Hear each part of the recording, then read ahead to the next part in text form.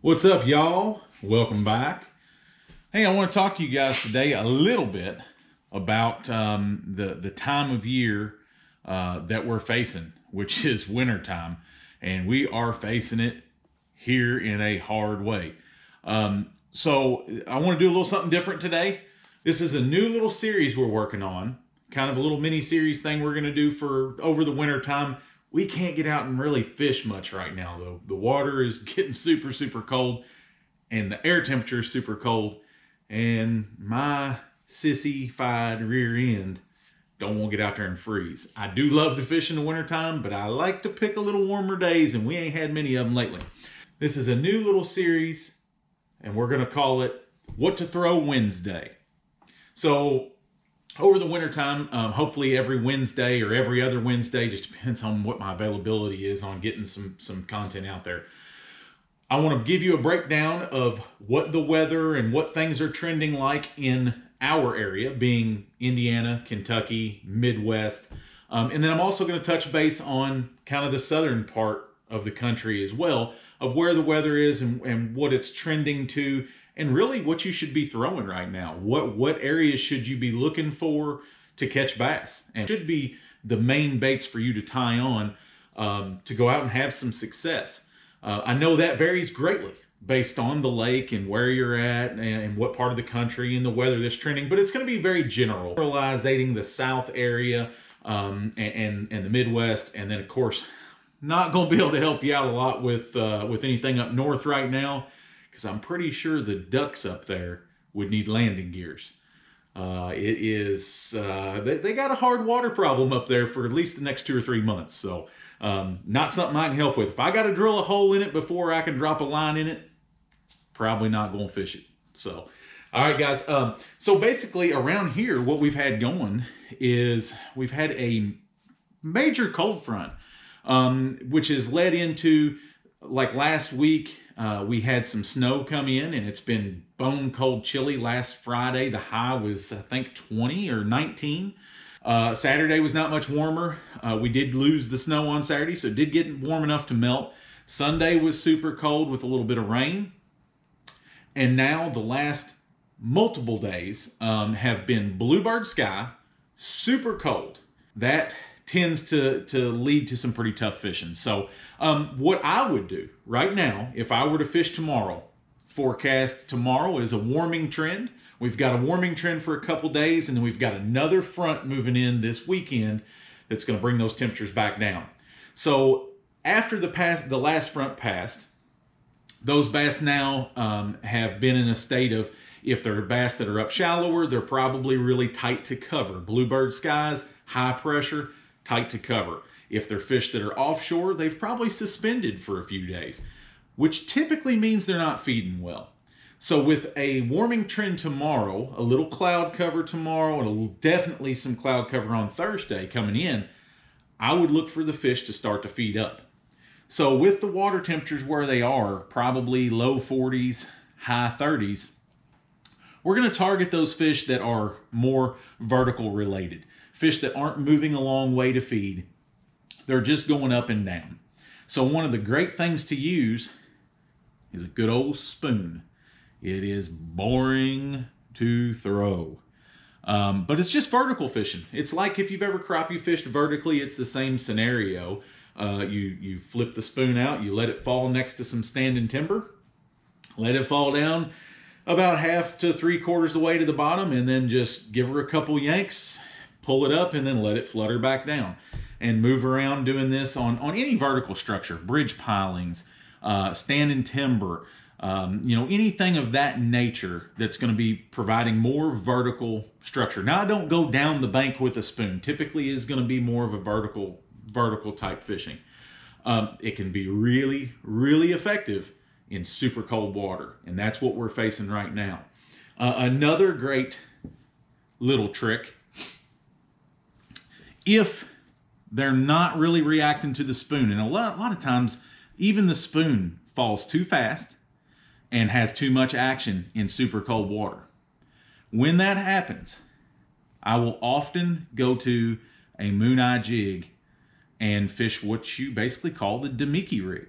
Now there's a couple different ways you can rig the Damiki rig.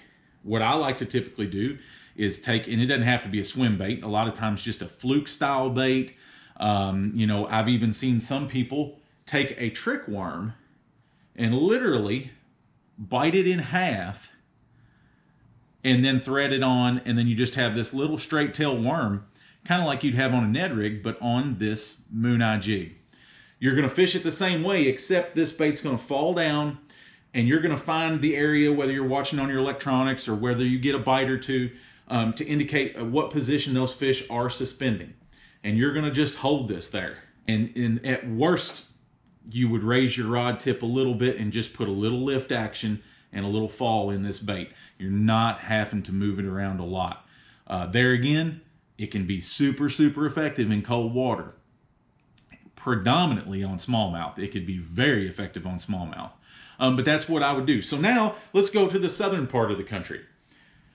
Let's take a lake like Chickamauga, Gunnersville, something Tennessee River, and you can generalize this for all of the South. So I'm not going to say just lakes with vegetation, but in the southern part of the country, we're dealing with water temperatures in the low 50s, high 40s, and in some cases mid 40s, I'm sure.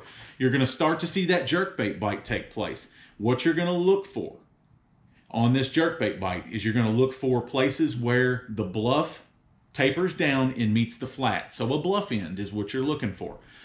The fish in the South a lot of times do not have super, super steep drops. You have a lot of flats that are slow tapering that lead to a bluff end. So in that bluff end, that would be an area that I would have to target, that I would have to take a look at. And a lot of times those bluff ends, the fish might be up on the flat if the water's a little warmer. They might be a little closer to the bluff or actually on the bluff wall. So those are some areas to look at. The second thing would be some river grass or something on the main river channel, a main river channel swing with some grass on it. And that's where I would come in, and the bladed jig would still be very effective. Now, one thing I do in the wintertime, as the bass's metabolism slows down, they become very, very lethargic. But for the most part, as the bass's metabolism slows, they have to make a decision on how much energy to exert for their food. It's their natural instinct.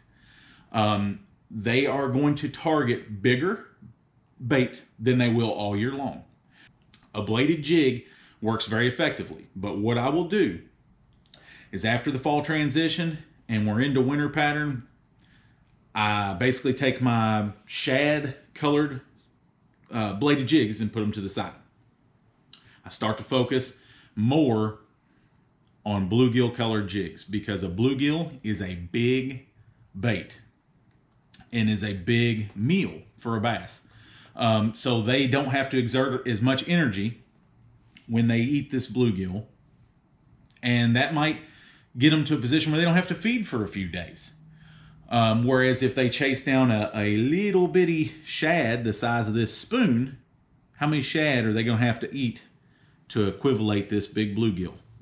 Now, what I will do to make it depend upon watercolor, of course, I like to take a Yum Pulse Minnow that's got a little bit of color in it, something with some chartreuse, and I'm not looking for a big swim bait. I'm not looking for something with a whole lot of action. Why I like the Yum Pulse Minnow is it's got a very tight wiggle to it. And I'll thread that up on there, and I'm going to stick to my green pumpkins and my watermelons and my watermelon candies as far as skirt color goes to keep this as bluegill looking as possible. By adding that little bit of chartreuse in this bait, I've turned this bait that just looks more green pumpkin into now something that looks a little bit more bluegill. And in the wintertime, that can make all the difference in getting those fish to react, because they do not want to exert a lot of energy. They want to feed on big bait. Not to say a shad pattern won't work, especially around grass where there already are. If you see a lot of bluegill, pick this dude up. So in the South, that's what I would focus on. Main river grass edges, main river channel swings, whether that be in the north or the south. Main river channel swings are huge players in the wintertime. So those are things I would really focus on. And guys, that is What to Throw Wednesday. I thank you for tuning in. Catch me next Wednesday. I hope this helps you if you do go out and brave the cold and try to do a little fishing this week. Take the few things I've said, the lures, the areas, and places to look at.